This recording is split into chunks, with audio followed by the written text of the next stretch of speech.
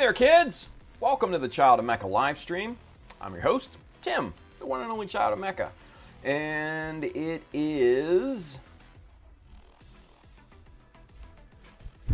Wu-Tang Wednesday. Let's go! Wu-Tang Wednesday. You gotta love Wu-Tang Wednesday.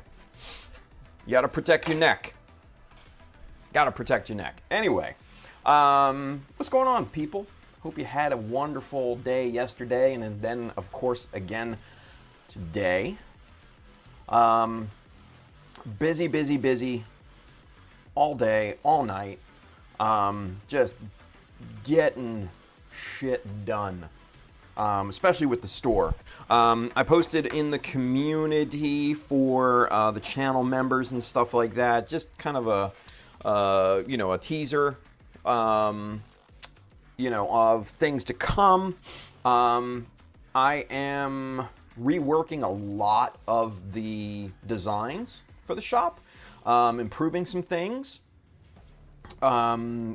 fixing some things, because there were some things that were just factually incorrect on some of the designs that I had. So I'm putting a lot more research into a bunch of the designs, and just want to make sure that they're accurate and all that good stuff. So doing that, gonna have some new designs as well, actually a bunch of new designs, and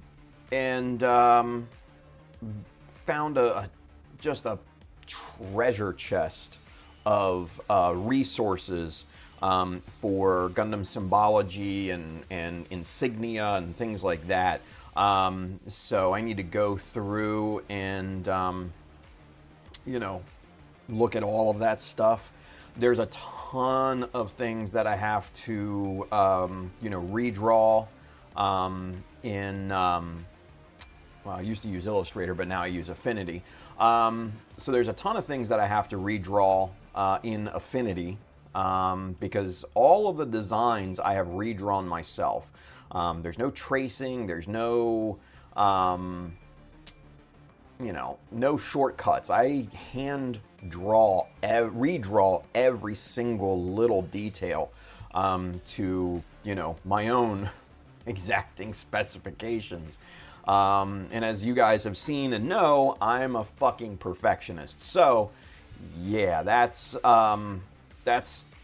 going to be a lot of what, right now to the time that it opens, is going to be consumed of here off stream. I haven't even done any modeling, save for a couple things yesterday, where I cut myself. So I was so pissed off. I was cutting a piece on the back skirts to, make room for, some of the super glue fill-ins and stuff, cutting off the little tabs that, usually, show through on the Shiki. And I'm cutting one of them and using the nice new fresh very sharp Olfa blade and my Olfa handle, and I must have hit a soft spot in the plastic and it just went whoochunk and right into the tip of my goddamn thumb. And being it was a fresh sharp blade, virtually no pain until later. Started throbbing later, but for the first 10-15 minutes it didn't hurt. It bled like a son of a bitch, but it didn't hurt. And that's a really good thing about having a nice sharp blade, is that if you do happen to cut yourself, there's a lot less pain, because it literally is just slicing the skin. It's not ripping through it. So yeah, so I cut myself. It's not bad. It's just, it's a longer cut, but it's not bad. It bled. So I got a couple Band-Aids on here, and it's right on the tip too. So, having a cloth Band-Aid here on the thumb that I actually hold parts with is not going to be fun. So what I figured I'll do is I'll put on a nitrile glove That'll give me some added grip to where it's not a safety hazard, you know, when trimming and scribing and all that. So not a bad time. I immediately went upstairs, put Neosporin on it, wrapped it in, you know, bandages and Band-Aids. And yeah, it's good to go. Today, the cut's pretty much closed up. So I expect maybe another couple days, 2-3 days with this thing on, and I should be good to take it off. So, you know, change it every day and all that good stuff. Wear a lot of these things, especially when cooking. So it's more a pain in the ass. It's annoying. It's annoying. That's what it is. So anyway, all right, let's get caught up in the chat and then we'll get to work here. Let's see now. You guys are talking a lot, man. The universal chat is having a hard time keeping up, and it's deleted some of the first messages.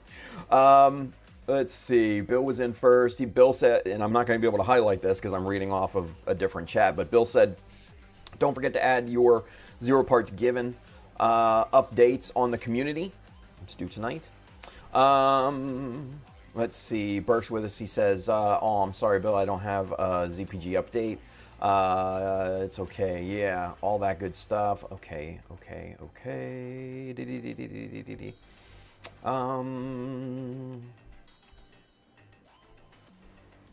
Let's see. Bill said in one of the questions here, he says, saw someplace this last week that was advertising their new airbrush tools, and they had a siphon feed. Don't remember who it was, though. I love me a good siphon feed. Love me a good siphon feed at airbrush. Hell yeah.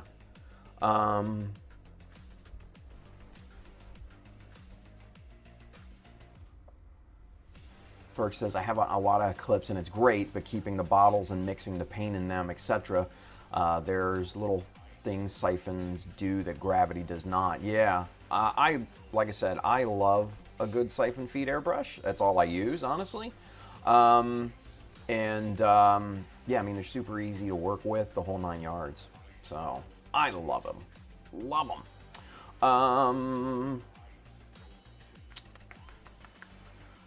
Let's see.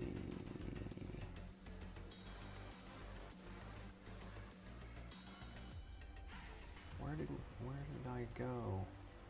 I lost my place. God damn it. Anyway, Andrew's with us. He says, evening. What's going on, buddy? Burke says, I have Iwata Eclipse. It's great. Oh, we just read that. Okay. Andrew says, I was going to get one of those new Badger siphon feeds earlier in the year when they were on sale, but I got annoyed with them and said, fuck it. Yeah, I mean, it happens.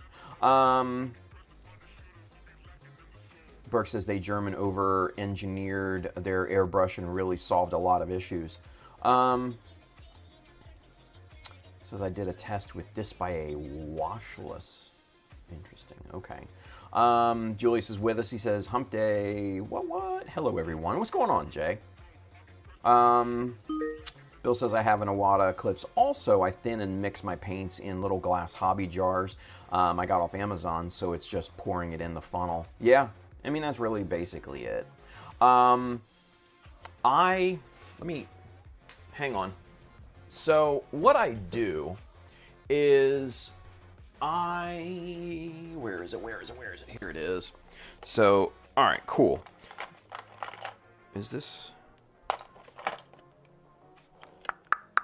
I don't know, but I'll bring a bunch of them over. Screw it. All right. So here we go. I have. There we go. I have a bunch of these what are called fast caps, right? Let me show you. Let's go camera. I have a bunch of these guys right here. These are the fast caps, right? And obviously these, you know, plug into the bottom of your airbrush. Now, they come in, you know, these longer tubes here to, and these are by Badger. And you put your paint, primer, sealant, you know, clear coat, whatever in these. And, you know, you basically just, you know, screw them down. And that's really it. There we go. Yeah, and then you just plug that into your airbrush. Super easy, right? Now, the other thing that I've done, since I use mainly Mr. Color, right, I will save the empty jars of Mr. Color here. And here's like a fresh empty one, right? And I will, these caps here fit perfectly right onto Mr. Color jars. Haha, how cool is that, right? The Badger Fast Caps fit perfectly on the Mr. Hobby color jars. It's a match made in heaven. It's amazing, right? So that also means that they will fit on the Tamiya little jars too. That's great, right? So that's perfect. Now, where's I don't think I have my big boy fast cap in here, do I? No, I do not. Oh well, c'est la vie. But I actually made one of the fast caps for the big Tamiya jars too, and it's probably over sitting in the spray booth or whatever. But yeah, I made one. I just, you know, drilled a hole in the top and, you know, cannibalized one of these fast caps here, and this is just held in by a little plastic plug. Just yanked it out and popped it in one of these big lids here, and yeah, so I made a fast cap for one of these big boys, and then that way you can just thin right in the bottle and go to work. So that's kind of what I do. And yes, I am very unorganized right now because that is the last thing on my list to kind of get organized, is the spray booth and everything. So it's very, very much a work in progress at this point. Very, very much a work in progress. So yeah.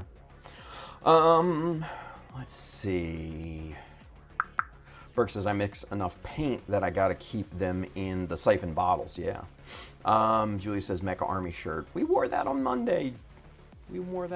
Julius. And we're not there yet because I only have like the one shirt. So it's kind of, the game hasn't started yet. I need to get more sample shirts and everything, which today I did sign up for the Fourth Wall Pro account. So I'll start to get credit, you know, for samples and stuff like that too. So that'll be good. Yeah, so question of the day: if you could automate one part of the hobby, what would you choose and why? So have at it. Have at it. Let's see what your answers are. Let's see. Andrew says, if I have issues with my Badger come fall, I'm going to look at replacing them with Iwata or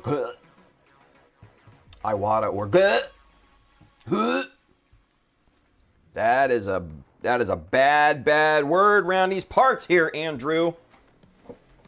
You know how I feel about those sons of bitches. They are shysters, dude. Yeah, don't buy from Gallery, whatever. Gallery or Gallery, whatever. It's just, it's such a bullshit company. And let's be honest with you, it's probably just Justin at G Studio anyway. He probably swindled his way into getting somebody in China to create a fucking company for him to swindle money out of people. So, yeah, don't buy from Gallery. They are very fucking suspect. Very, very suspect. Yeah. Anyway. Burke says Gallery just a relabel. If they are, yeah, probably. They're fucking terrible. Stupid ass company. Anyway, like I said, I don't talk shit about people. I just talk about shitty people. Always remember that, kids. Always remember that. Anyway, Andrew answered the question of the day. He says, I don't think it's so much automating as learning to do 3D scanning if I get into 3D printing or designing and not getting frustrated by the software. Yeah, I mean, learning is, I sometimes wish that it was like the Matrix, right? Where you had that little tap in the back of your at the base of your skull, and you can just kind of insert and just, be like Neo, like, I know Kung Fu. And, Morpheus would be like, show me, right? I wish it could be like that, just learning new skills. Like, I would be like nonstop, like just pumping information into the back of my skull, like learning new things. It would be amazing.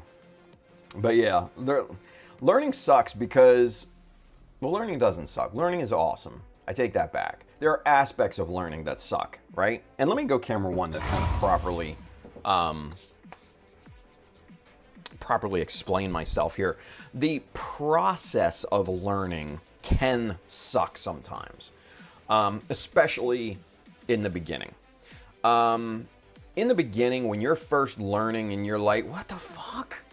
It's very, very frustrating.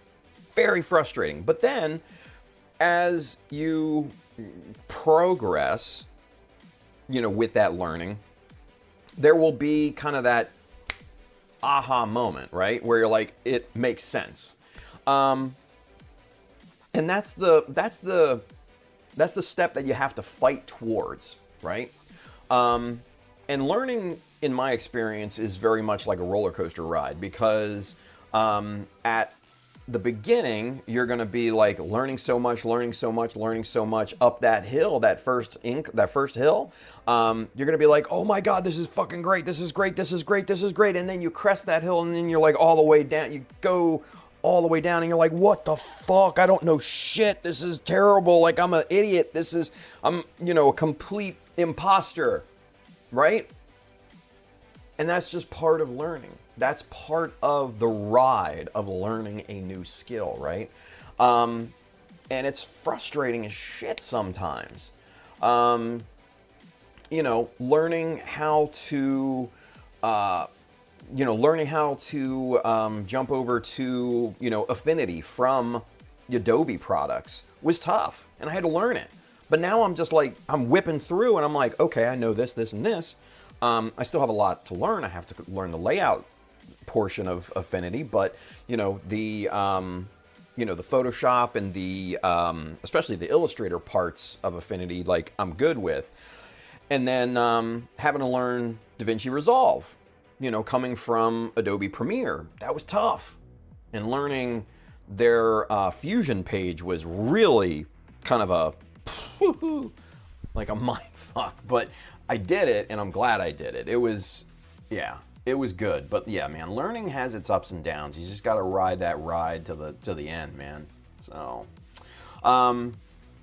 Bill answered the question of the day. He says, automate, as in no human input required? I guess. He says, I think I would make it so when you buy hobby paints, it sends you a list of compatible thinners based on the MSDS and not chasing profits. Damn. All right. That's that's more than what I was looking for, but shit, that's fucking great idea. Hell yeah. Damn, dude.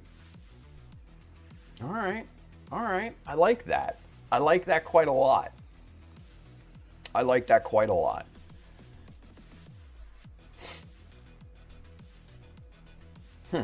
Interesting. Very interesting. Yeah, Burke says, Bill, that's a great idea. Hell yeah. Andrew says, as long as the optometrist didn't screw up the order again, I should have my new glasses tomorrow afternoon. And I get back to working on backlog. Hey-oh, that's great, dude. Let's see. Bill says, I am cool with them sending me a list of 100 thinners with their proprietary brand at the top. I just want compatibility. There you go.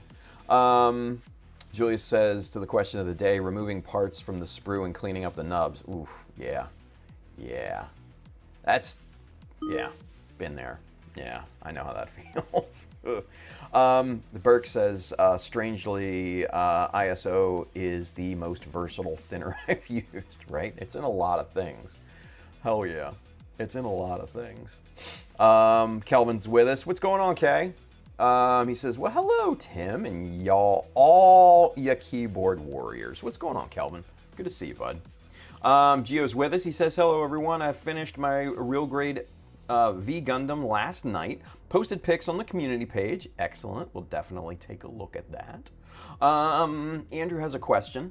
We have a question. He says, will we see a new Ozymandias t-shirt, Tim? The lettering / graphic is almost completely gone from mine. A new one, probably not, but we'll have the ones from, you know, the shirts from before, definitely, yeah.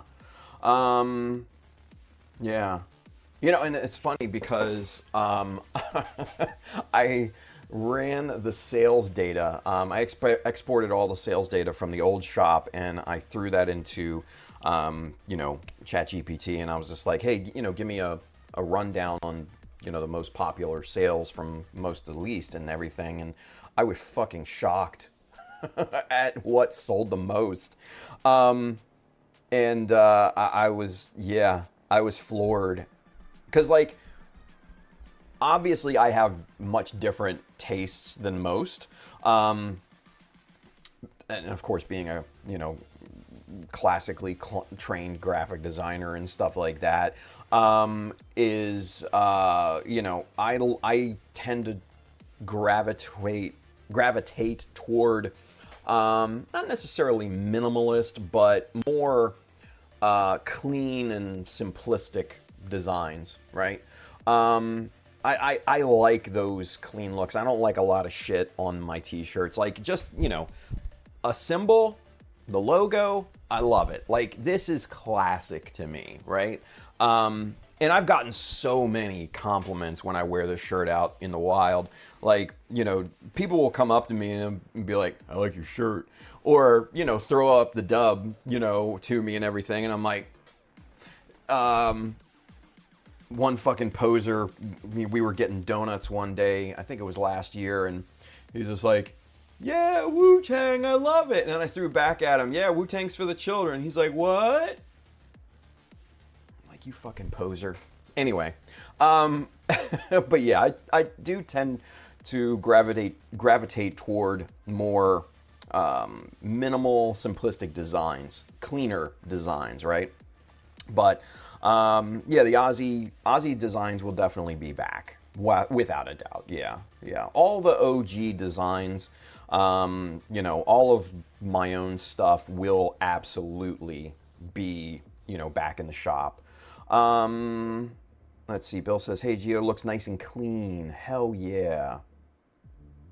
Wait, was it the V or the new? Because I saw the new that you posted. Was the Victory? I thought it was the Victory Gundam, but I guess this is the new Gundam. Well, shit. Say la vie.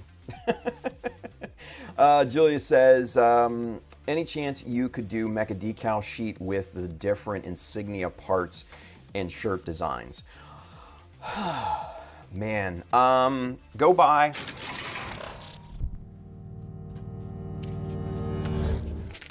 Oh, God damn it. I was hoping I could grab a drink while that was playing, but I guess I didn't. Say la vie. Anyway, so the topic of Mecha Decals right now is very much in limbo. Obviously, I would love to continue designing Mecha Decals, but right now we're kind of in a baby step process. Obviously, I just came back a couple months ago, you know, trying to get, you know, the Child of Mecha brand back out there, and it's slowly getting there. It's slowly getting there, but we need to get that back up to snub first, and then we can kind of bring Mecha Decals back into the fold and, you know, move on from there. So I have a ton of ideas for Mecha Decals. It's just implementing them and getting them there. So, yeah, I mean, I'd love to do just a sheet of the insignia. You know, bigger insignia as well. I think the biggest insignia on those 1/100 sheets are like, I think 10, 12 millimeters. I think it's 10 millimeters. I'd love to do a big old like 14, 16 millimeter for like shields and things like that. That would just kind of drape over the shield and all. I think it would be awesome. But again, you know, that all takes money and, you know, everything. So that has to unfortunately wait for right now. So George is with us. Mr. Old School Gumpley says, yo, all. What's going on, Georgie? Good to see you, buddy. Gio says, thanks, Bill. That's the pose it's going to stay in. If I move it, the inner frame opens up. Oh, shit. Let's see. Burke says, but you have super glue, Tim, on your desk for the cut. Dude, this, trust me, I've done that plenty of times before. This sucker was bleeding pretty good. Super glue wouldn't have done anything for it, unfortunately. So, Andrew has another question. We have a question. He wants to know, how do you cut out interior compound corners? Going to modify the full armor, FA71 leg armor to work around the thruster covers on the GM Sniper 2. Okay. So how do you cut out interior compound corners?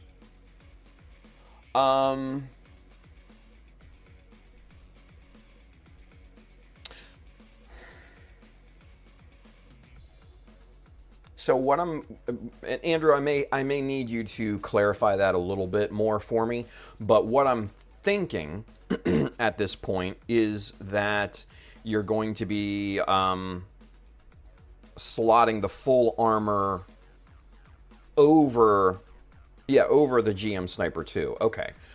So what I would probably say at that point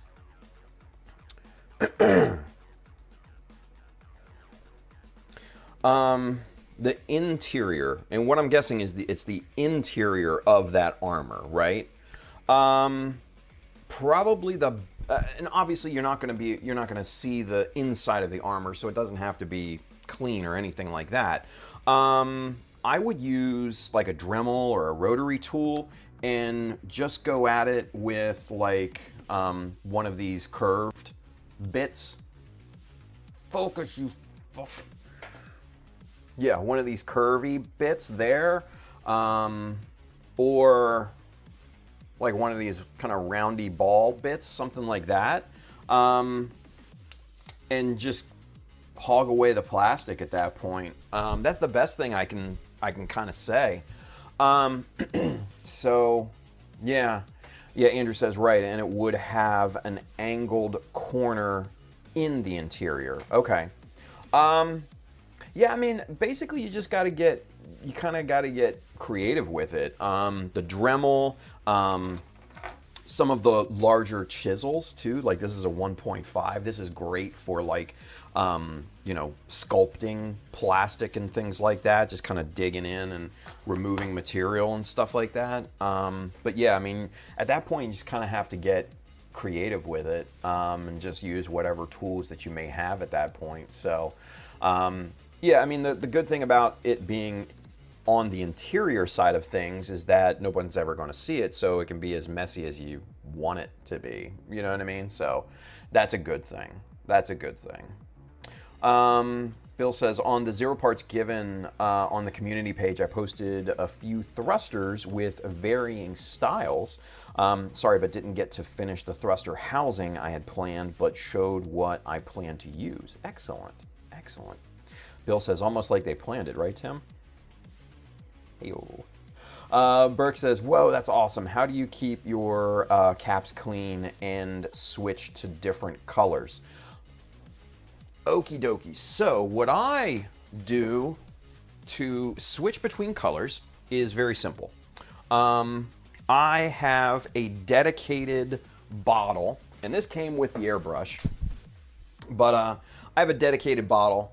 It's a 2-ouncer. It's just plastic. I keep 91% isopropyl alcohol in here, and when I'm done with a color, I just pop this in, run it through the airbrush for a few seconds, 10, 15 seconds at most, just to get everything out of there. I'll take a little brush and just swab the inside of the siphon tube out and everything, just to make sure that there's no additional paint in there. By that point, I know my nozzle is clean, I know my needle is clean, everything's good. So yeah, just keep a bottle of 91% isopropyl alcohol or whatever flavor that you like, and this works wonders. So yeah, that's all it is. And then I'm off to painting a different color in about 30 seconds. So very, very easy, very simple. Yeah.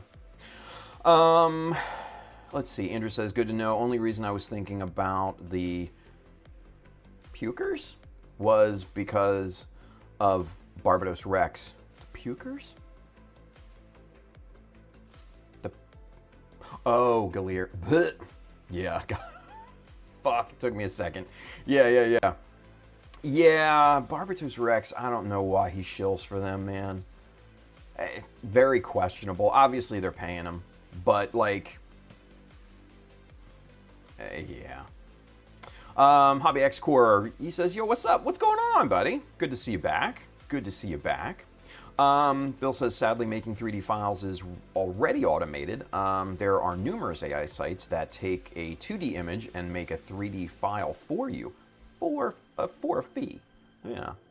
Hobby X Core, I reached out to, hi Craig, excellent, good. He says, well, I didn't realize they are in Canada and the tariff cost just killed it. Aw, fuck a duck. That sucks, dude. And I mean, how much was it though? Shouldn't have been terrible.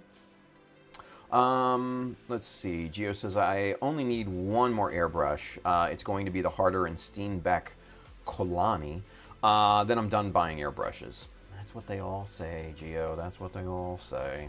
Todd, Mr. Matt Havoc, he says, hello, everyone. How is everybody? Todd, how the hell are you, bud? Let's see. Julia says, I wonder if you can ask AI to use Mr. Color Paints to create a themed paint scheme for a model kit. It may help me come up with color designs. Absolutely. I think you probably could. Yeah, I mean, they should probably have the entire catalog for most, if not all, of the paint brands, at their disposal. So yeah, you should be able to. Yeah.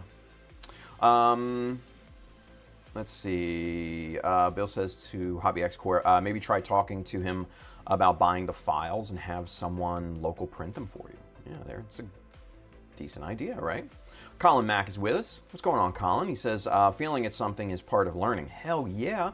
You are learning what not to do, right? Rethinking the problem solving is 100% what this hobby is. Recovery is half of the build. Damn right. Hobby X Core actually emailed and asked if I can buy them. No response just yet. Yeah. Colin Craig. Good dude. Let's see. Bill says, well, Colin sometimes makes an appearance in the chat. Yeah, Colin Craig. Hi, Craig. So keep an eye out. Yeah, he's around. He's around every now and then. Hobby X Core. Cool. Thanks for the heads up. Absolutely. Good on Bill. Todd says, people like my Pink Floyd and AC/DC back in black shirts. Right, the simple stuff. Hobby X Core, I like the busy Todd McFarlane Spider-Man shirts. Okay, I'll give you that. I mean, McFarlane's a great artist, so the busyness of his art is very much synonymous with his style, so yeah, I'll give you that one. Let's see. New Gundam. Some people mistake the new symbol for a V. Yeah. Todd says, I noticed something in Gunpla. Nobody talks much about the Leo and Ares from Gundam Wing. The Leo, well, the Leo has a high grade kit. No master grade kit, unfortunately, but yeah. Now the Aries, that's one I would like to see more people talk about. Yeah, the Aries is cool. Burke says, I mean, a lot of people hate Gundam Wing. Yeah, they're just uncultured swine. Todd says, I like the design of the Aries. Same. Bill says, problem with the Aries is those little spindly legs. Yeah, they are kind of dainty. Leo is well thought of. I remember the hype like 5 years ago when the high grade Leo came out. Yeah, right. Andrew says, right, and it would have an angled corner in the... Oh, we talked about that. Yeah. There it is. Okay. Bill says, I think most common method is drilling just inside all of the major points, then takes a saw to connect those holes. Yeah. I mean, if you have to cut through the armor, absolutely, yeah.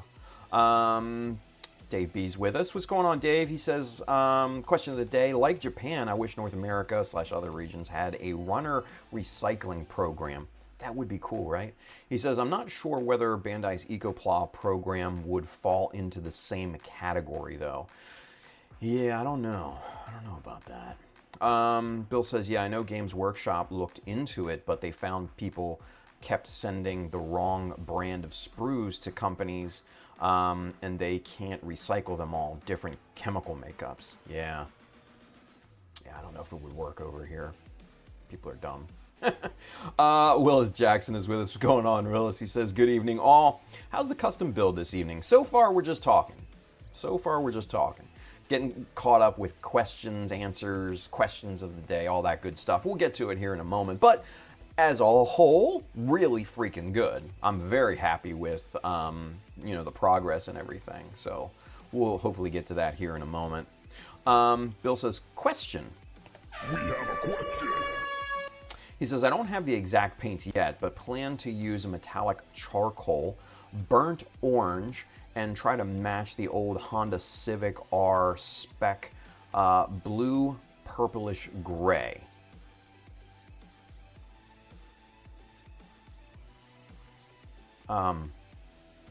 Bill, that's more of a statement.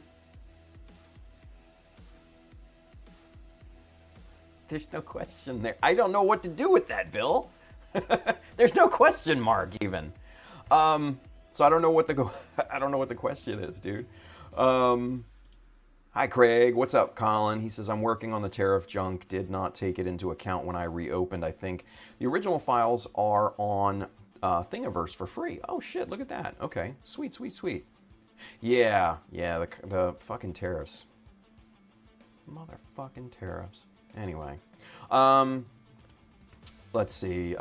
George says, look at me. I'm an uncultured swine. Oink, oink. Yes, I don't like wing. What? Come on, George. Everybody likes wing. It's like Jell-O.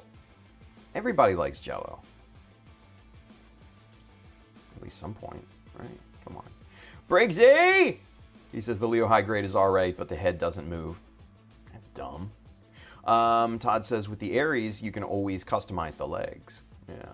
Yeah, fucking tariffs. I agree, Georgie. I agree. Briggsy says they have a way you can reuse 3D printer filament. I wonder if you can use it for Bandai runners too. I don't know, man. Bill says, oh, the actual question part. Here we go. Part two. Part two. He says, oh, the actual question part. Does the color combination sound like it would work, or would they be competing too much? Let's go back to the original. Okay, so, all right, so we have a metallic charcoal. Similar, did I put that away already? Did I put the 30? Nope, right here. Here we go. All right, so camera 2. Let's go. So kind of like the graphite, right? So kind of like that. That's a metallic E. And then let's see. A burnt orange. Burnt orange. Are we talking metallic burnt orange? Because it's basically like, this is a metallic brown, you know? I mean, it's essentially a copper, but still. I mean, you know what I'm gonna say here, Bill. I love this color combination because this is what the Shiki's gonna be, right? And then a blue purplish gray. Huh. Hang on. Let's see, a blue purplish gray. Here we go. So, Mr. Color, the 40th anniversary, had this other color. This is their number 6 color in that line. This is called Russian Aircraft Blue. And that is very much kind of along that, along that line. No matte for the colors with metallic gray. Okay, so this would be out then. I mean, obviously those two are great, right? Burnt orange. Ooh, burnt orange. Let me see. Nah, that's more of a, no. I'm trying to see what I have here in my paints to see if I can maybe try and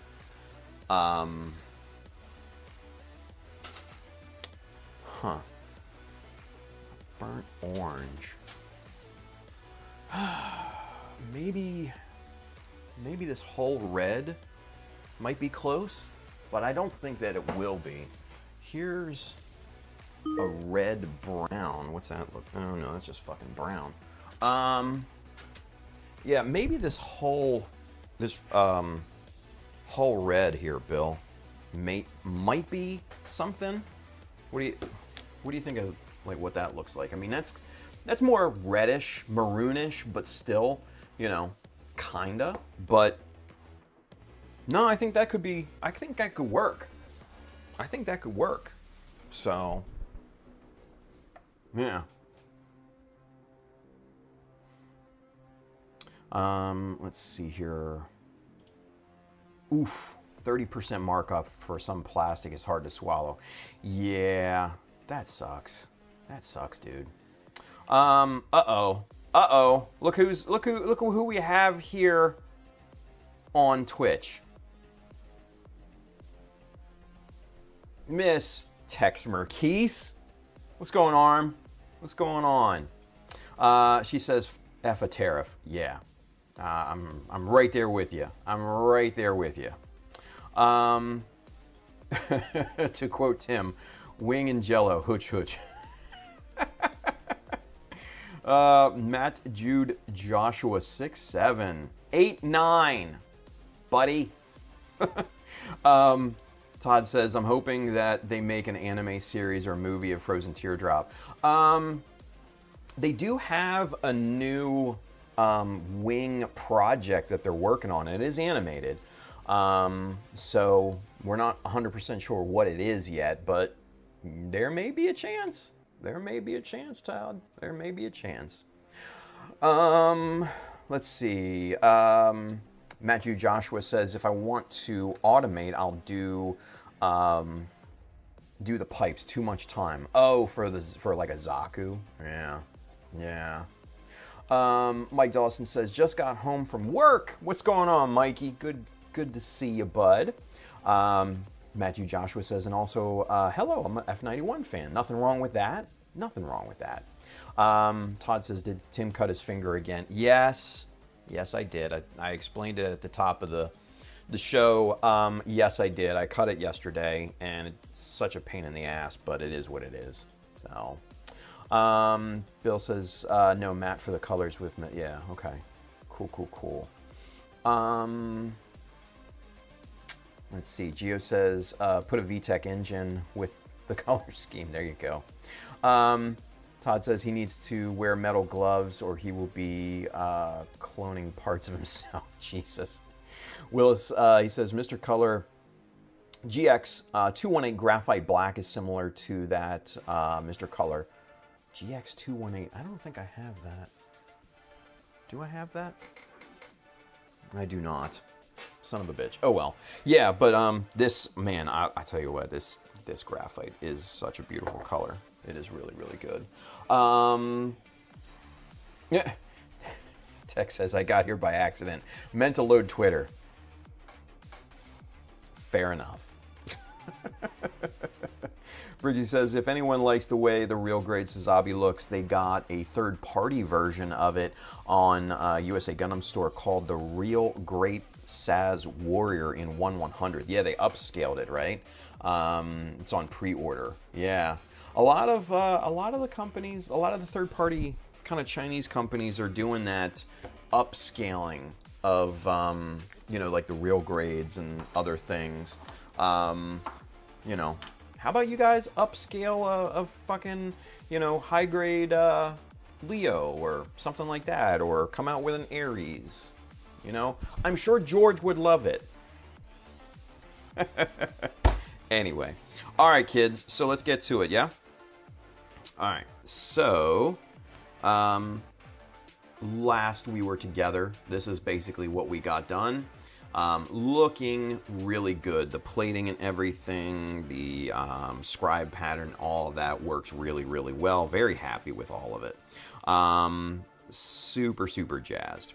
Anywho, we need to figure out what we're doing up here, actually on the plating itself, and kind of go from there. And then after we get done with that, we'll move over to you know, the side skirts and everything. And I've already started to kind of dick around with a design and everything. I'm not necessarily married to this design just yet. Still need to clean the super glue, so that may be for a later time. And then obviously we also need to deal with the back skirt. This is actually the part where I cut my finger, so fuck this piece. Anyway, but this is all nice and smooth now for the most part, so I think it's basically ready to get a design on there. And then you know, this little guy snaps in there for the to hold the beam sabers and all that. So yeah, we'll get to that when we get to that. So that might be later on a later stream. But let's get these guys off of here. We also need to obviously work on the, you know, the crotch piece here as well. But again, later date. All right. So with that being said, like I said at the top of the show, with having a cloth band-aid here, this does not help me hold things at all. So we're gonna put on a nitrile glove here real quick to help my grip with holding these parts and everything. So bear with me here. A little Michael Jackson action here for you. The one glove. There we go. Yeah, that's much better. Yeah, all right, cool. That'll work. That will work. That will serve. All right, so let's ski. Upscale D's. Man. Some people. Brixie says, I think Bandai is letting them do it to tell the truth. Third-party kits. Yeah. Bandai has this weird relationship with kind of third-party bootleg, not bootleg, but like third-party companies. Bootlegs, they don't like. Third-party, where they are not straight copying the same model in terms of scale and everything, they tend to look the other way. They don't like it, but they're not going to chase after it because that just still promotes them, you know, through that design. So, Willis says there's a third-party Python Serpent custom from Gundam Wing Endless Waltz in a 144 scale. Man, I wish it was 1/100. I think I have the old Serpent 1/100 kit. I'm pretty sure I do. But yeah, an updated one, obviously, you know, master grade quality would be excellent. It would be excellent. Anyway, all right, kiddos, let's get to it, yeah? Let's go super zoom. All right, and we're gonna get the blocks in here. Get those centered on the screen so I know where to work. And there you go, a little bit closer up of the skirts and everything. So bottom half looks great. We need to address the top half. Now, I did for the original one, I scribed in this kind of weak ass line right here in the interior corner and then just brought it straight across. I don't know what I was thinking. Very weak design. Wasn't happy with it, so filled that in with super glue. This is kind of still domed up here, so we're not going to work with that. We'll actually duplicate what we're going to work on here onto that at a later time. So with that being said, let's do a little designing here. Let's kind of see if we can't get something down that's you know, an interesting look, right? So I definitely want to incorporate this interior corner here in whatever design that we create, right? So we're gonna mark that line right there, right? Now, extending that line, we definitely, or I definitely want to go straight across just to kind of begin the pattern. And we'll bring it over maybe like 2 millimeters, something like that. Man, this is so weird, wearing a glove like this. Okay, you know what? This is what I'm gonna do. Hang on, kids. Hang on. I've got an idea. Where? Ah, there they are. Perfect. All right, so I just need the thumb. I don't need anything else, right? So we're gonna do bloop.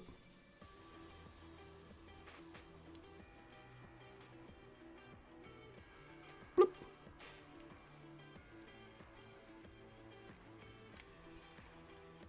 One more. I need one of those, like, they're called finger cots, right? The little covers, you know, for your finger and all. I really need one of those, but I don't have them, so c'est la vie. Yeah, there we go. That works. Now just don't tear. There we go. Yeah, much better. Oh yeah, much better. Okay, more dexterity. That's what we're talking about. Yeah, perfect. All right, so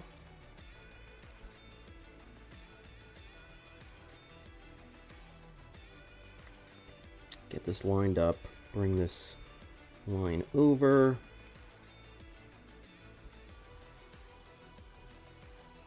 Just like that.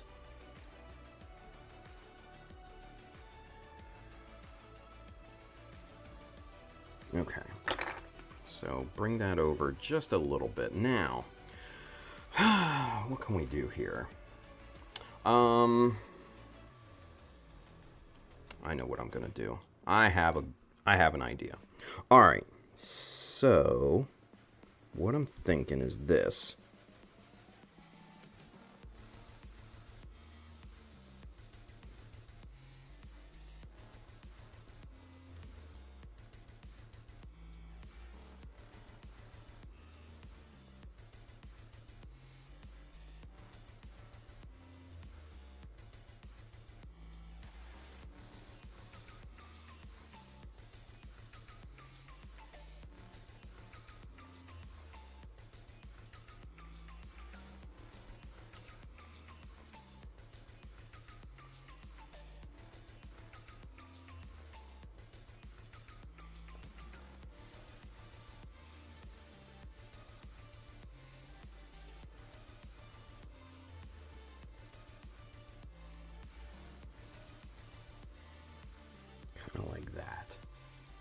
Okay. That's the initial go on it, right? That's the initial idea. Not bad. Not bad. It's a good start, right? It's a good start. And then what we can do here.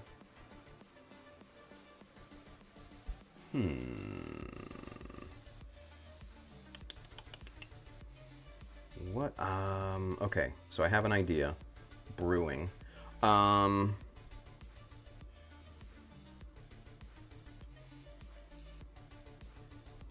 Yeah, okay. So what we'll do...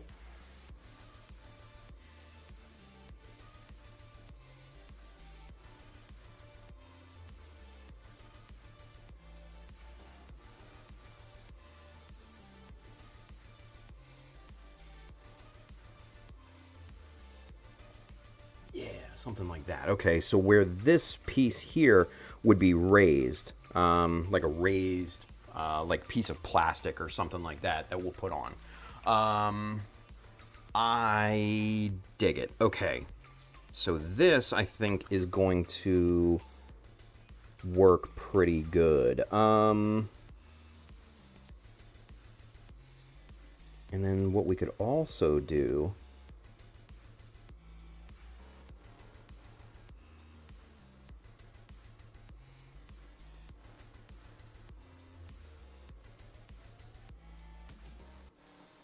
Yeah, just a little raised piece there on the corner, just maybe 0.5 millimeter or something like that, to where this piece here would be higher, maybe a mil and a half, something like that.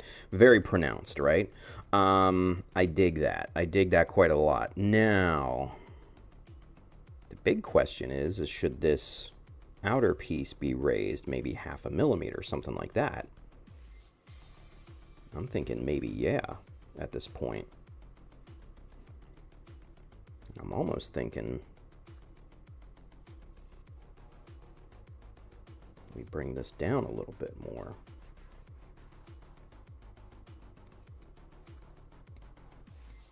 Kind of like right to there. Yeah. Yeah. That's what we're gonna do. Yep. Okay, cool. That's what we're gonna do. That's what we're gonna do. We're gonna do that. That's yeah, that's the thing. That's the ticket. Cool. Okie dokie. So there you go. Take that in. Breathe that in.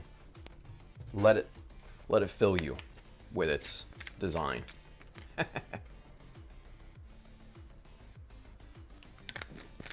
While I get a drink.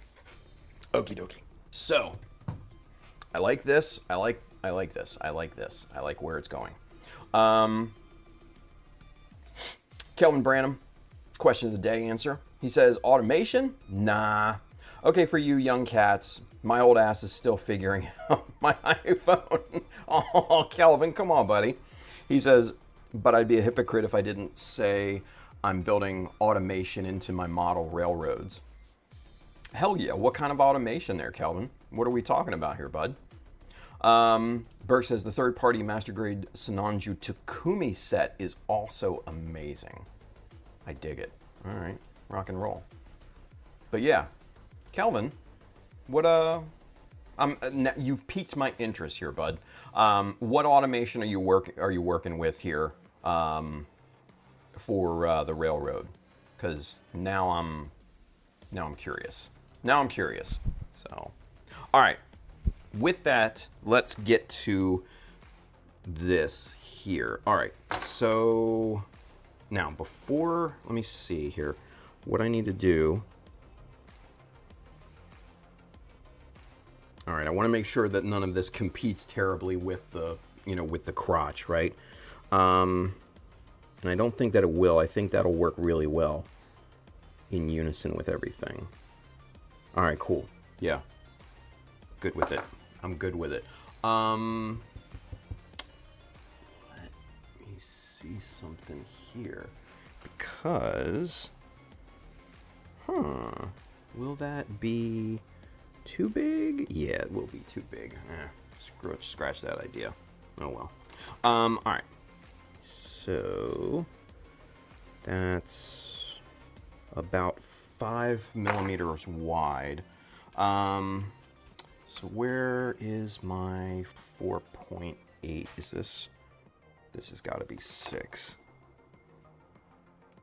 It is. Shit. Where's my 4.8 millimeter? That's quarter. Do I not have a 4.8 millimeter strip out here? Fuck a duck. No, I don't. All right, digging in the crates. Let's see what we've got. 0.5 mil by 4.8. We need to find, here we are. Let's pull this out here.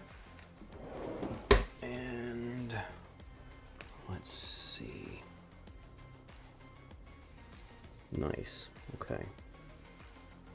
Now, what we could do is we could use, well, you know what, let's go ahead and say screw it. Let's just use the 6 mil wide, overhang it. That way we'll have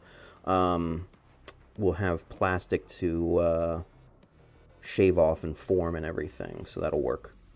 All right, cool. All right, I dig where we're going with this. All right. So now we need a length here. This is looking to be, we'll call it 12. We'll call it 12. So let's go with the chopper. Let's go back camera 2 so you guys can see a little bit better. And all right, so we've got the chopper set up, and we need to get our L square in here, and right about there is 12 millimeters. Lock that into place. Let's square off the end here. Good. 1. And we'll make a duplicate. 2. All right, so now we have 2 strips, 12 millimeters long, 6.3 millimeters wide, perfectly square, ready to form and all that good stuff. So now let's get a shape of this kind of going here.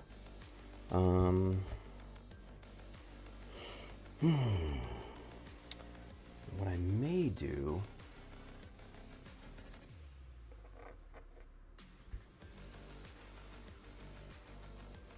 I may just keep that top straight across there. Okay, yeah, I think that's the plan. We need to go out.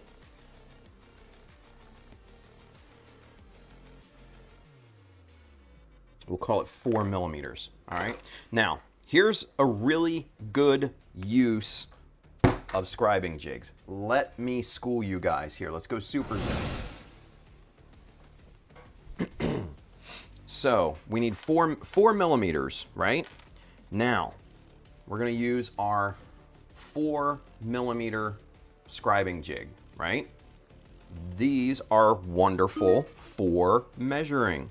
So, especially with the one in combination with the 1, 2, 3 blocks here, because the 1, 2, 3 blocks are square and solid, we can put our scribing jig right up against, raised a little bit, right? Raise that just a little bit for right now, and right up against the edge, right like that. We're going to slide our piece right under there to right at the edge. Make sure that's nice and tight. Press down on that. And now we have our 4 millimeter mark right there. Okay? So that's perfect. That's perfect. Now, let's go back. Let's do some more measuring. Actually, what I might do is I might make this 5 out because we used, instead of the 5 millimeter, we used the 6.3. So yeah, let me flip that over, right? And we're going to get our 5mm now in this case, because we need to add that millimeter kind of overhang. Press that in, and make that mark. There we go. All right, cool. So now we need to connect some points together. So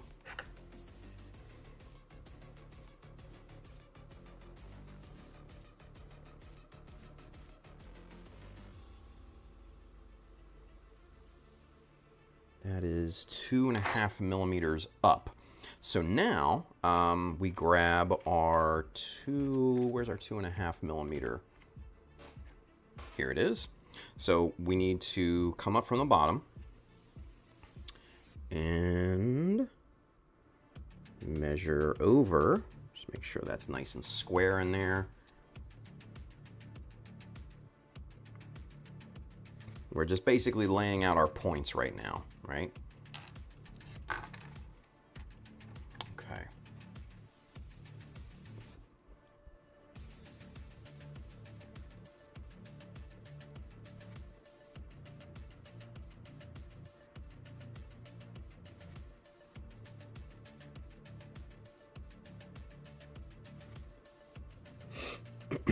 Okay. I have a feeling I'm doing this wrong. I have a bad feeling I'm doing this wrong. 'Cause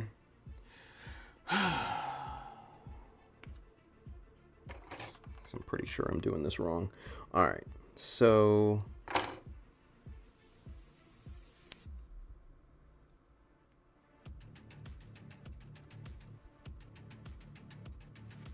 all right, let's use this. Hang on. All right. So, okay. So what we need to do, rather than reference from this inside, we need to reference from this outermost point. So we need to measure in from there, not in this direction. That's what I'm doing wrong. Okay. Okay. So we still need that 2.5mm at the bottom. That's where our main point is, right? So boom, right like that. All right. And then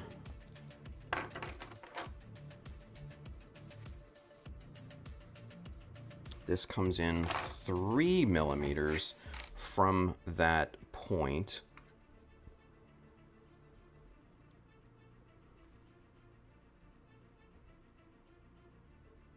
Okay.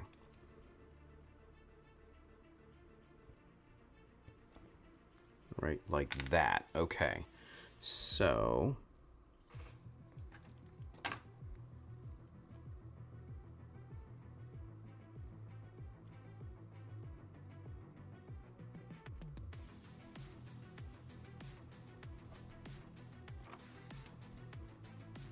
basically what we're doing now, connecting these 2 points here, right?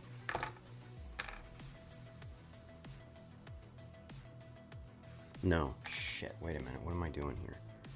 3mm, okay, so 3mm from that point in, okay, cool. So we're doing this right now. All right, we're doing this. Okay, Jesus Christ. All right, and then let's see.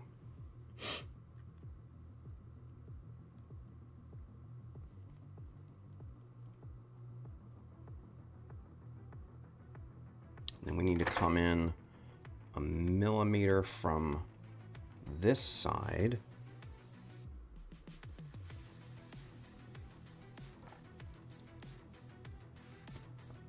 Right there.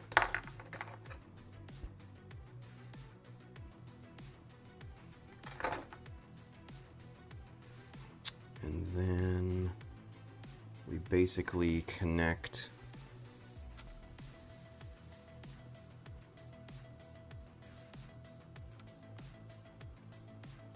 these these 2 points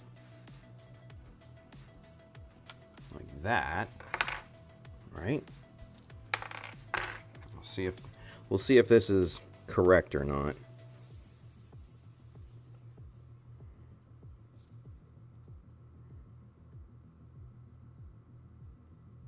Oh, nope, it's not. Connected the wrong goddamn point. Son of a bitch. What a pain in the ass this is.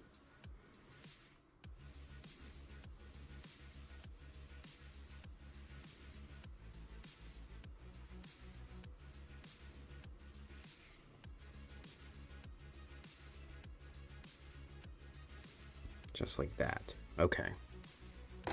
So that line is a no-go. All right. So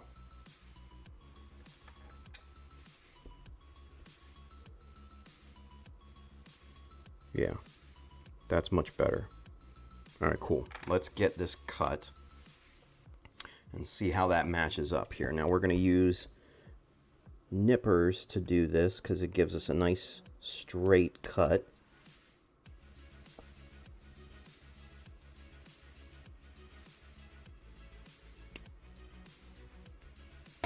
Alright, so there's our overall shape, right? Now let's see if let's see if we did it correctly here. Yeah. Yep. Very nice. Okie dokie. So that matches up really nicely. That matches up real nice. All right, cool. Still think I might put a little... Yeah, I think I might put a little bit of an angle there. So we'll bring this over there. It's about 1 millimeter or so, right? Yeah. All right.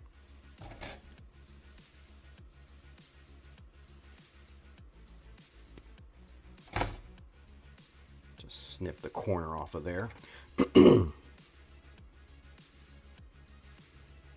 See how that looks. Yeah.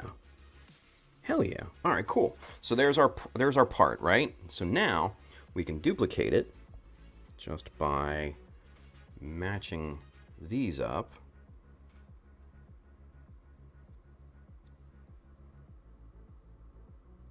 And now we take our nippers, again, cut right along the edge. And that'll get us a perfect duplicate. And then just for safe measure, what we'll go ahead and do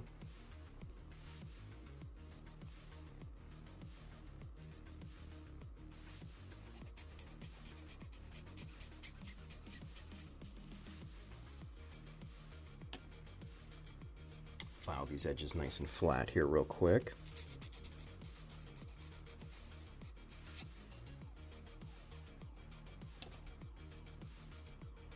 Perfect. All right, so there are your book matched parts, right? Easy peasy, easy peasy. So now what we can do, let's take this part here, since it has less marking on it, and match that right to there. Yeah, that looks really quite good.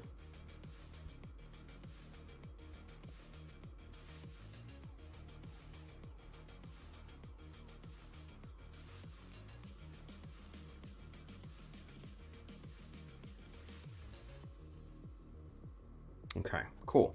So let's get this applied to the skirt, and then we'll go ahead and get caught up here, because I know, fucking what, people are, Bill, okay, so Bill and Owen and Amber are all messaging me, texting me. Let me see what Amber has. Oh no. Hang on, you guys. Simon, what's your opinion on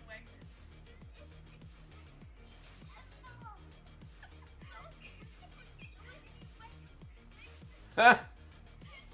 Oh my god. Okay, so I gotta show you this, you guys. Hang on. Let me go camera 2. I gotta show you this. So, 1 second here. Amber just sent me this this video, yeah? Hang on. Hang on. I don't know if you guys are going to be able to hear this or not, but here, let me show you. This is great. So, this is Amber's boyfriend, Simon, and they went to the local Wegmans. Now, for those of you that are not on, for those of you not in the Northeast, Wegmans is just this amazing supermarket chain. They are great. They have like little eateries inside the grocery store. You can literally sample anything in the store, and they will just basically come cut a package open, let you sample it and try it before you buy it.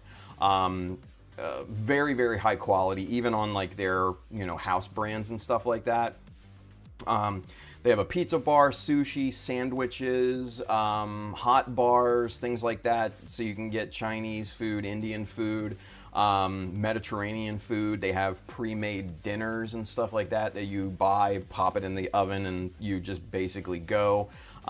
Their seafood, meat, poultry section is fucking outstanding. They have a cheese island that is constantly manned. That is basically like gourmet shit all the time. Produce is amazing, just a really awesome high quality store. And Simon, Amber's boyfriend, has never been to the Wegmans here in town. He lives in another town, probably about half hour away. So he and I were talking yesterday. He was over, visiting Amber and everything, and we were talking. I'm like, "You've never been to Wegmans?" He's like, "No," and I'm telling him about it and everything. And so evidently they just went to Wegmans. So here we go. Simon, what's your opinion on Wegmans? This is the greatest thing ever! Okay, for showing me Wegmans! Greatest thing ever. That's hilarious. Oh my god. Yeah, that's about as wholesome as you can get. Simon, what's your... Yeah, there we go. I'm gonna text her back that I just showed this on stream.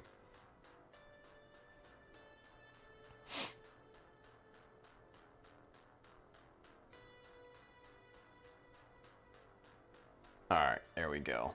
Good deal. It's great.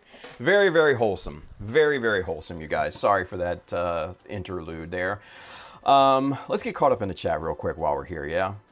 Let's see. Willis Jackson, he says, the design, so divine. It gets you every time, right? Todd says, I like the design of the Shiki. Yeah, the Shiki's great, right? Let's see. Kelvin says, running trains on the same track using sound tracks, auto switches, auto crossing lights, timed lighting of buildings, etc. Holy crap. Holy crap, dude. He says, Soundtracks is a digital command control system, also known as DCC. There are other companies who have similar systems. Holy shit, man. Like, I didn't know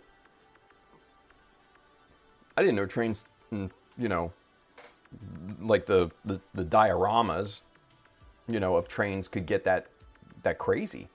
That's wild, dude. Holy shit, man. Learn something new every day, right? Let's see. Bill says, Tim sent you some pictures of the 3 colors I'm leaning towards on the paints for the Dom. Let's take a look. Let's take a look. While we're doing some field trips here and stuff, let's take a look.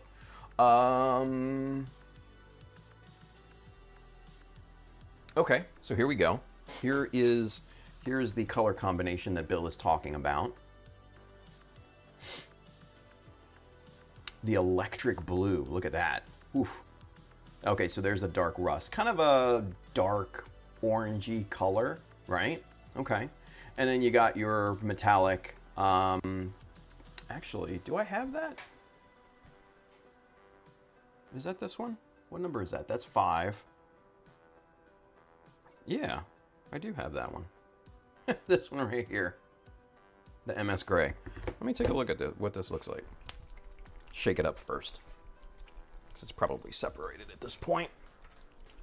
Crack this bitch open. Oof.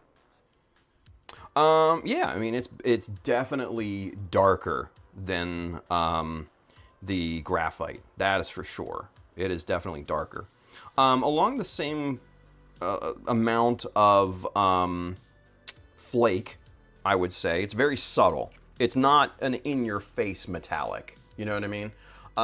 It is definitely not an in-your-face kind of look, right? So like, here's the graphite. Now on camera, who knows what this is going to look like? Yeah, see, that's a much lighter shade, right? It's hard to see in the bottle, but still you can see in the cap there.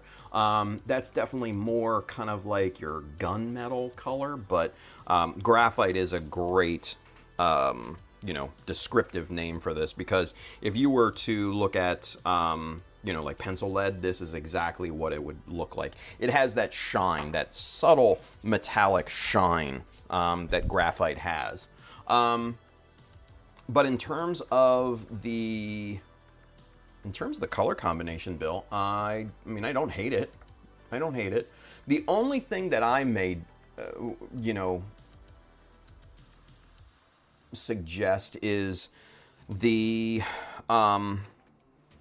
electric blue is very, very saturated. It's a very highly saturated blue, right? Maybe dial that back, with either some white to lighten it, maybe some gray to bring it down in saturation. I feel there's just going to be a lot of competing with these two colors here, right? So almost maybe bring this down to kind of the same shade as the, dark rust, this color here. Yeah, I would bring the shade of this down to about this color, so that these two are the same kind of shade, so they're not competing too much with this really, really dark metallic. But yeah, that would be the only thing that I would say. Now, what's going to be your primary? The blue is what I'm guessing. So yeah, if your primary is going to be that saturated, it's going to need some, less lower competing colors, especially with this, which I'm guessing is probably going to be the inner frame or something. I think these two are going to cancel each other out if they look like this in real life. They're both really dark. You know what I mean? They're both really dark. Maybe mix it with some lavender. Yeah. That wouldn't be a bad idea. That would not be a bad idea whatsoever. Like I said, something maybe a little darker than that. Because like this is the that Russian aircraft blue. Let me see if I can pop this open and give you a better look. Oh, see, look at that. That's even more blue at that point. You know what I mean? So something along those lines. Oh, that would be, yeah, that right there would be really, really good. I think that would be really good. Yeah. So, yeah, that doesn't do it justice. There's not a lot of pigment down there. Yeah. That color, I think, would look really, really good. Oh, shit. God damn it.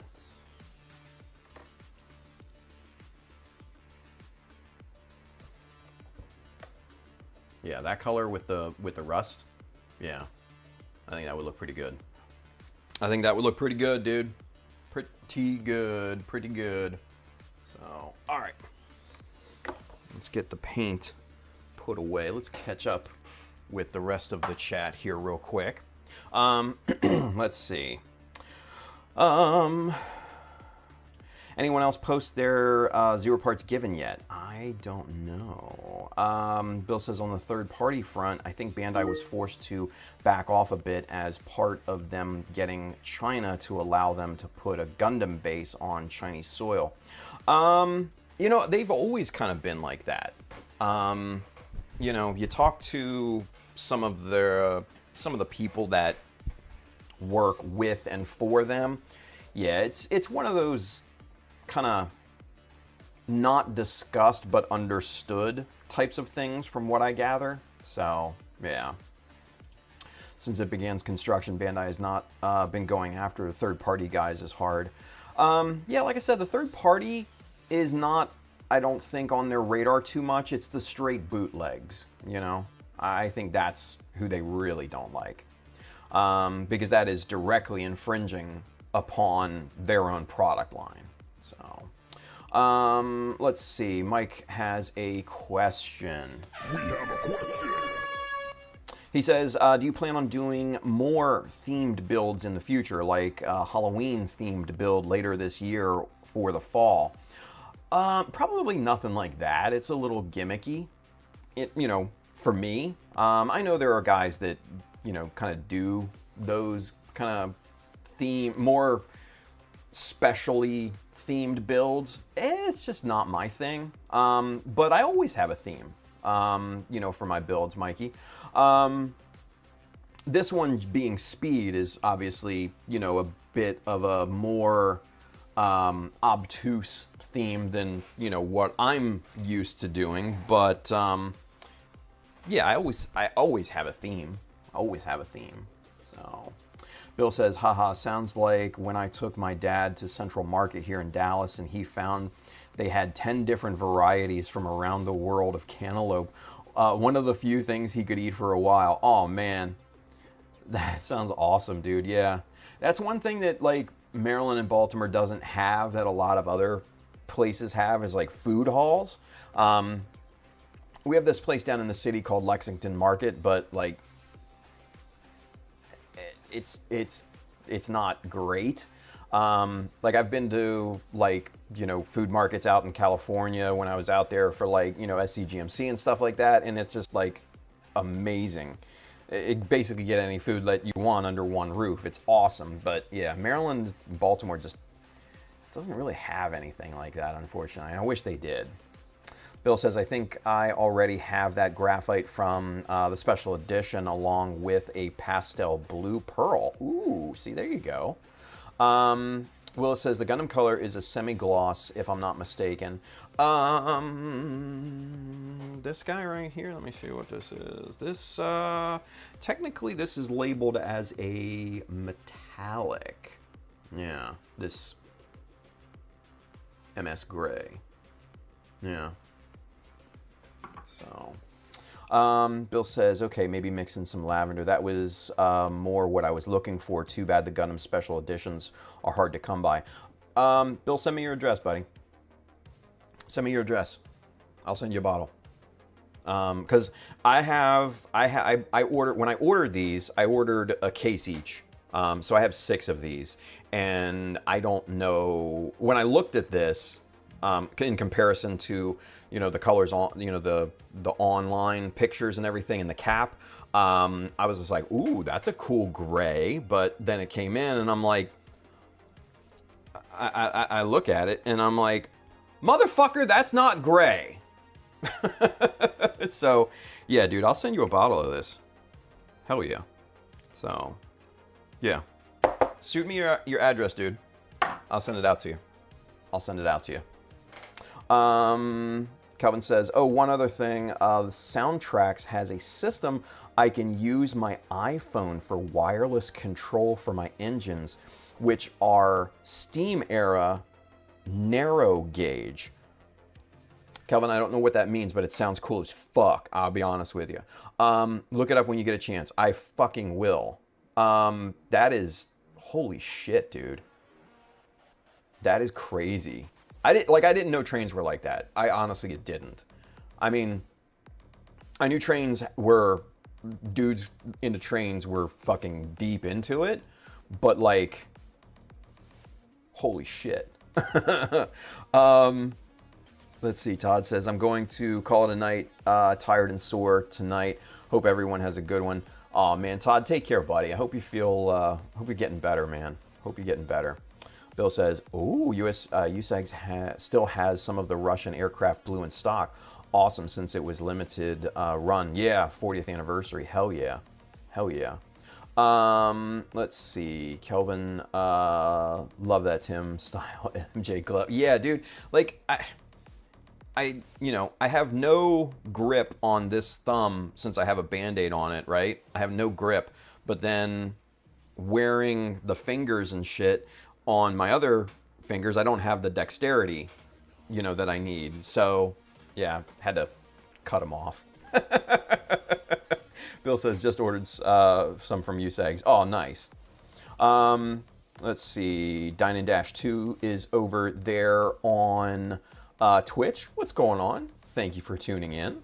Kelvin says, can you modify that system for, or Bill says, Kelvin, can you modify that system for using Gumpa to light up and everything for LED lights? That would be cool as shit, I'm not gonna lie.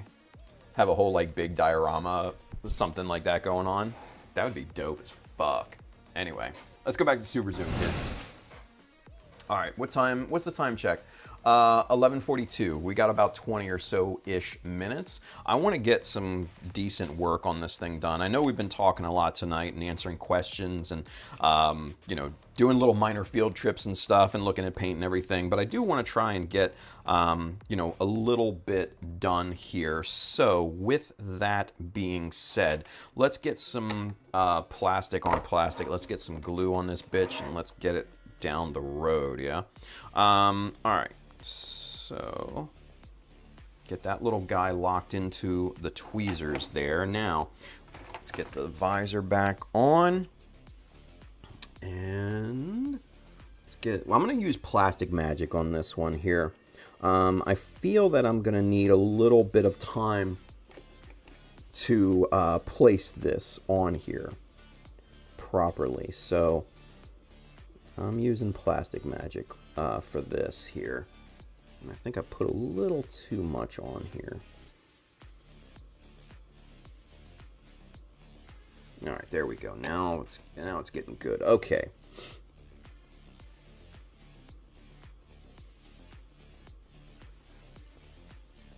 All right. I do like the layers of this. I think this is going to look really quite nice once we're done with it.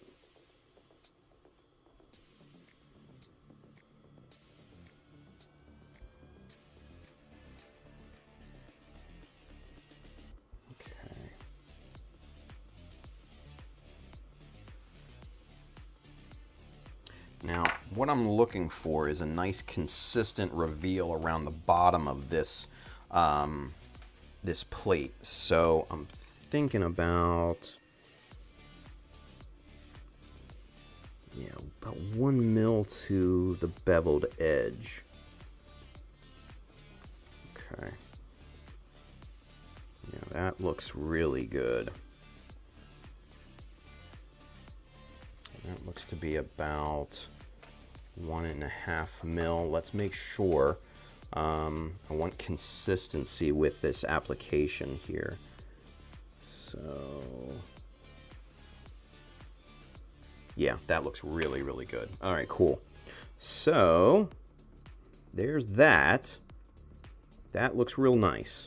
That looks real, real nice. Okay, so what we're going to do next is we're going to apply our little raised piece here on the corner. This guy right here, right? And this is just going to strap over that corner. So nothing, you know, too crazy at this point. I just want to make sure we got some squeeze out under this plate here that we just put down. It looks like it's all good, but I just want to make sure.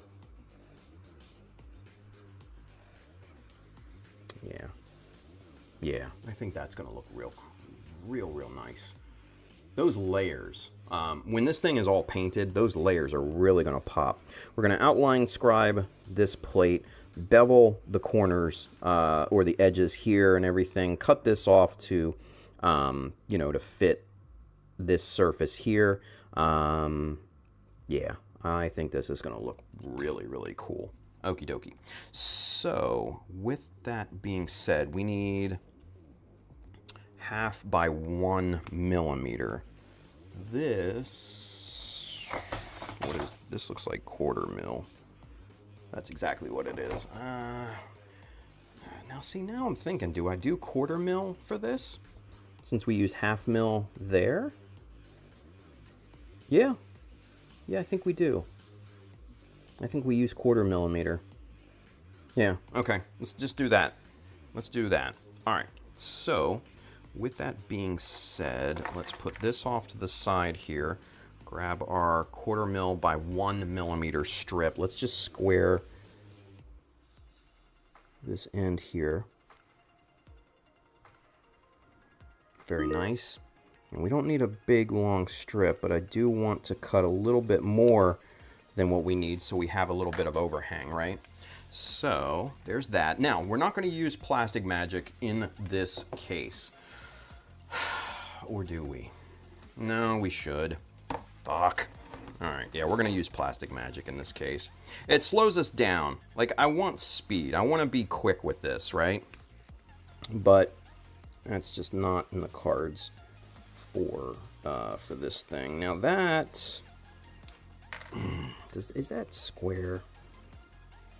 That's not square. That's not square at all. Come on now, man.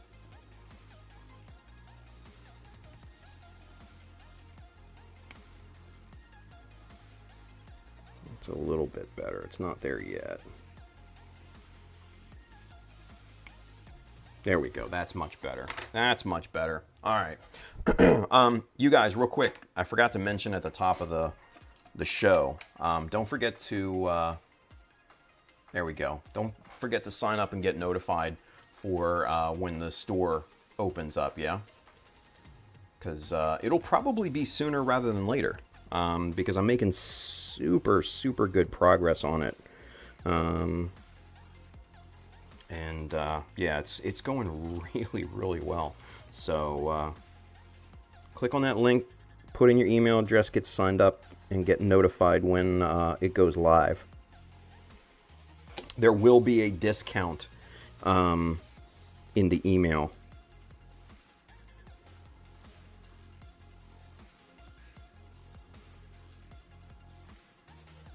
A special discount, I should say, for the email.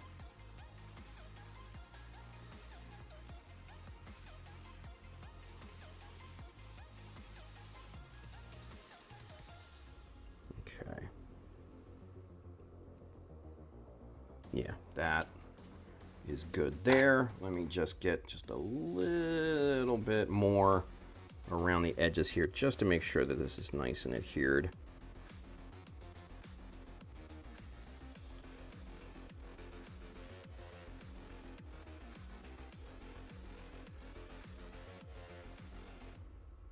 There we go. All right, cool. So we got that. Now, put the plastic magic away for right this second. We're gonna let this cure just a little bit. Let me get caught up in the chat here, and then we're going to jump back on this thing. Kelvin says, Bill, maybe? If reduced 12 volts way down, but there are other electronic system models in general. Okay. Mikey says, so I'm closing a few days early on my house instead of the 30th. It's Friday. Holy shit, Mikey, that's awesome, bud. Congratulations, man. That's a big step, dude. That's a big step. Now, Mike, is this the first house you've bought? Like, by yourself? Like, the whole kit and caboodle? Because if it is, man, that's even a bigger step, right? Let's get this inner frame off of here while we wait for Mikey to reply. This fucking Band-Aid bullshit. God, it's so annoying. There we go. Alright, so now we got that. He said, yes, co-owner with my younger brother. That's awesome, buddy. That is fucking awesome. That's a big step. That's a huge, huge step in life. Congratulations, dude. I'm real happy for you. I remember when I bought my first home with the, dreaded X. Ugh. But, yeah, it is what it is.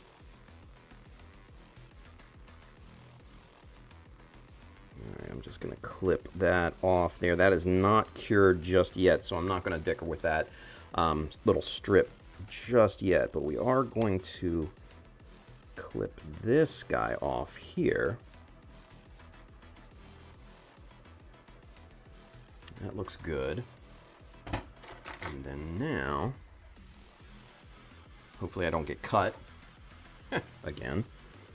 But let's see. Is that? Oh, that's already okay. That's already cool. All right, excellent. That's already trimmed down there. So we just basically need to bring this in line with the bevel.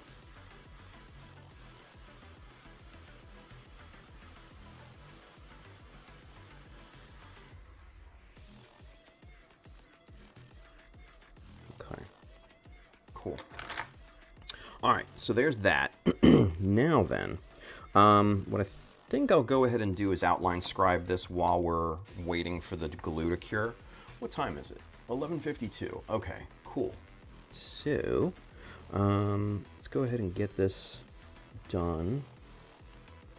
Now for this, again, 0.20.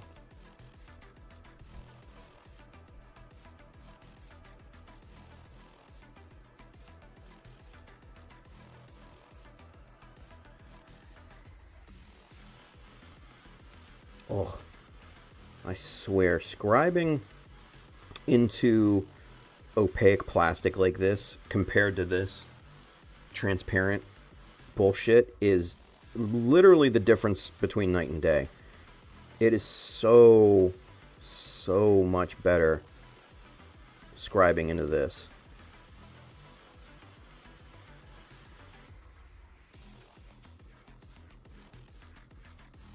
Man.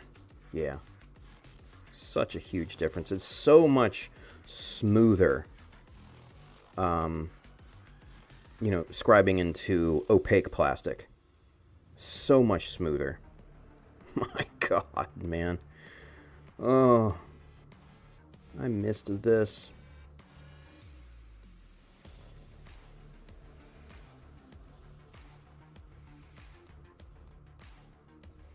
Yeah, I can't wait to be done with these transparent parts.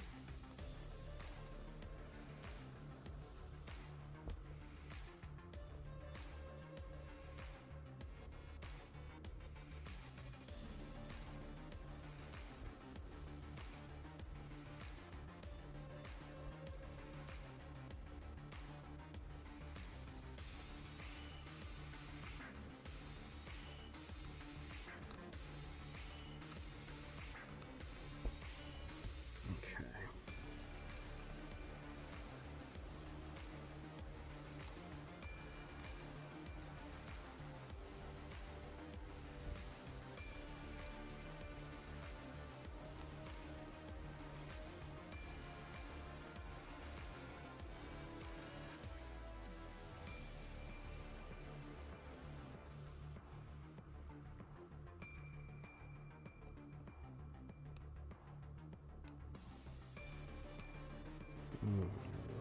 This is going super smooth. Nice sharp corners.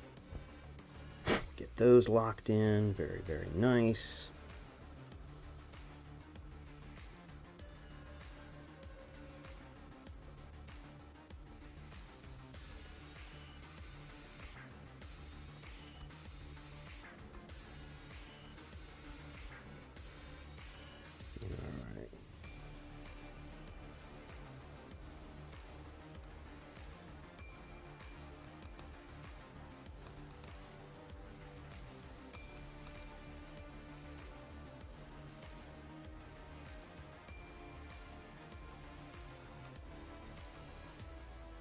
Very good. All right, cool deal. So we got that done. And then what we'll go ahead and do real quick is wrap those around to the side here. And for that, we're just gonna use our scribe jigs here. That's a bit too big. It's a bit wobbly.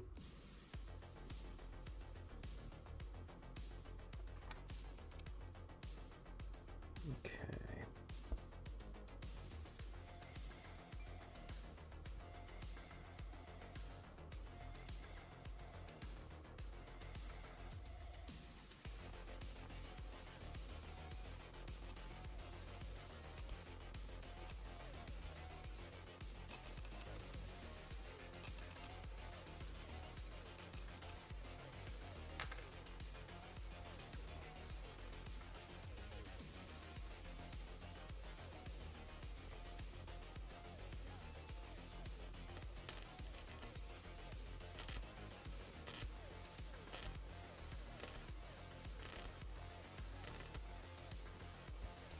There we are. And then when you wrap these around the side, don't forget to wrap them on the bottom too.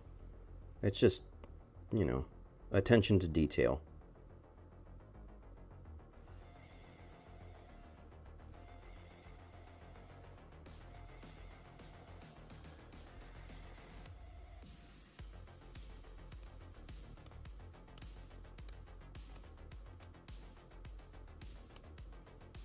There we go. And you can kind of see, the cutout right there. There you go. Let me put the glove back there. See those little cutouts right there? That's how you wrap them around that bottom edge. It's just like I said, attention to detail. Very, very important when it comes to stuff like this. Attention to detail. All right, so now we'll wrap this other line up here.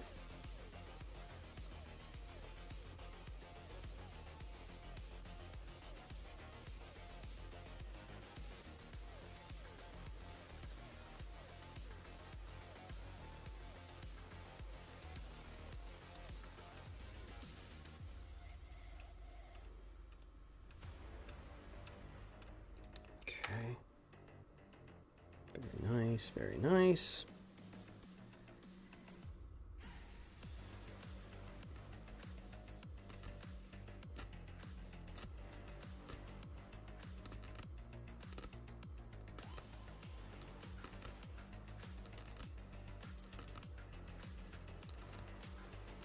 All right. So since this runs into the ball joint here for the connection, I'm not going to wrap that around because there's no use in it. No use in it because it connects to a connection arm. So, all right, there we go. There's our progress so far. Let me. How does this look? Is this fixed? Yeah, that is. All right, cool. So real quick before we go, we're gonna get this other piece strapped over the side here.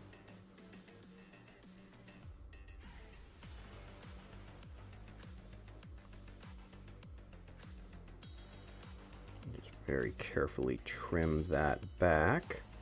Very good. All right, so now where did that strip of plastic go? There it is. Is this it? I think this is it. Yeah, this is it. All right, cool.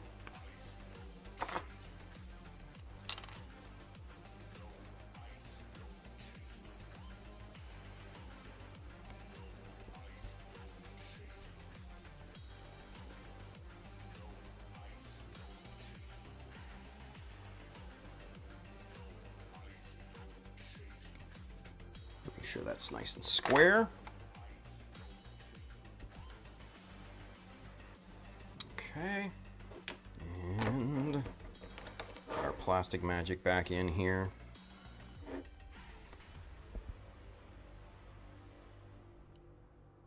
We don't want a ton on there, just enough.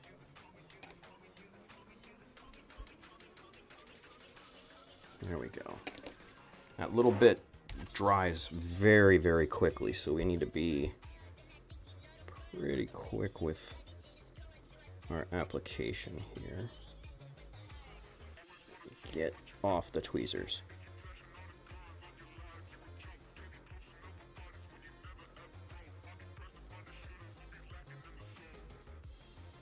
Get that properly aligned.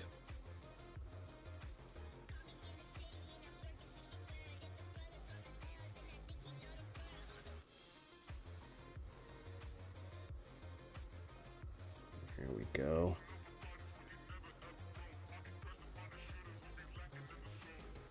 Very good. Very good. All right. All right. I think that's where we're going to punch the clock for tonight, kiddos. Let's get caught up here real quick. Let's go back to camera 1. All right. Let's see. Burke says, new house, more room for Gunpla. There you go. Mike says, now I just need to bide my time to put my parents in a nursing home. Hashtag evil laugh. Wow. Wow. That's rough, man. That's rough. Calvin says, Tim, what was the Mr. Color Gray number? I love it. I'll see if I can find some. That kind of purplish color were you talking about, Calvin? Or were you talking about the graphite or the MS Gray? I don't know. I'll show you all of them here, but let's go camera 2. So this is the, and I'll open these up so you kind of give you a point of reference here. This one was that kind of purplish, bluish, kind of this one here. That's the color, right? This is the Mr. Color 40th anniversary. That is the Russian Aircraft Blue. Now this was a special line back, I want to say 2018, 2019, and they only made a limited run of this. This is the 40th anniversary color. This is the Russian Aircraft Blue. This is number 6 in that line. Okay, this is number 6. So that's the one. Yep, Kelvin says, yep, purple, cool. Yep, this is the one then. So there you go. That's the one. That is the one. So, perfect. Glad we could figure that out. Sweet. Anywho. Let's see. Will says, I've got lots of patients, but I'm not a doctor. Same. Let's see. Julius has a question for us. We have a question. He says, are you going to bevel the edges of the piece you just added to the skirt or leave the edges sharp? Honestly, I'm probably going to only bevel the ends, right? Not all the way around, just the ends. So leave the sides nice and sharp, the sides that kind of, run, long ways. But the ends, the two ends on either surface, I'll probably bevel down, and then outline scribe around that and everything, and kind of do it that way. So I think that'll look good. Yeah, I think that'll look good. Let's see, what did Bill post? USA Gundam Store. Oh, is this the link to the Russian? Oh yeah, it is. There you go. Oh, $2.99. Good. Yeah, there you go, Kelvin. $2.99 at USA Gundam Store. Easy. Yeah, easy buy. Easy buy. So, yeah. Well, there we go. Cool. Thank you, Bill. Appreciate that. Appreciate that. So, all right, kiddos. That's where we're going to end it for tonight. That's where we're going to punch the clock. Let's see. Gio just posted here. You have paint from 2018. What's the shelf life of Mr. Color or Tamiya paints? I think I have paint that is going bad. I honestly, Jo, I have had paint that has been completely dry, like a puck of pigment at the bottom. Especially like the old, these older Tamiya ones, the big ones that I bought. I probably bought these. A lot of these, I want to say back in the early 2000s. So some of these are probably 20 years old. Let me see if there's a date on this.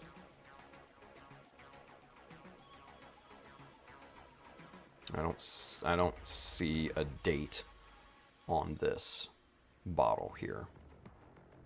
But yeah, with some of these, especially these older Mr. Or Tamiya colors, some of these were completely dried pucks of pigment at the bottom. And then what I did was I took Mr. Color leveling thinner and I just started to incorporate that little by little, kind of let it soak into that puck of pigment, and finally, kind of got it into almost like a paste form. Just kept adding, bringing it back to life, and then you got paint again. Because, I mean, paint essentially is just your pigment and a carrier. And the thinner basically is just more carrier. So, they do make, I know Mr. Color especially makes a, what's it called? Mr. Replenishing liquid, something like that. Yeah, see, there you go. Right there, Julius. Yeah, Mr. Hobby makes a paint reviver that you can mix in the paint. Yeah, exactly, and bring that back to life. I just use Mr. Color leveling thinner. I've never bought that paint reviver or Mr. Replenisher or whatever it's called. I've always just used Mr. Thinner. It works well. But from what the videos that I've seen and everything, that works really well too. So yeah, either or. You can always bring, hobby paints back to life. Yeah, I mean, with the proper thinner and, mixing time and all of that, yeah, you can all bring it back to life. So, yeah, I mean, like I said, if I've got paint 20 plus years old, it still works. So, anywho. All right, kiddos. Like I said, that's where we're punching the clock for this evening. I will be back on here tomorrow at noon, and we're going to continue working on these skirts, getting these detailed up and everything looking good. So come on back for that. Yeah, have a great rest of your evening, and be safe out there. Build something cool, and yeah, I will talk to you guys tomorrow. So stay tuned for the end credits. See you guys.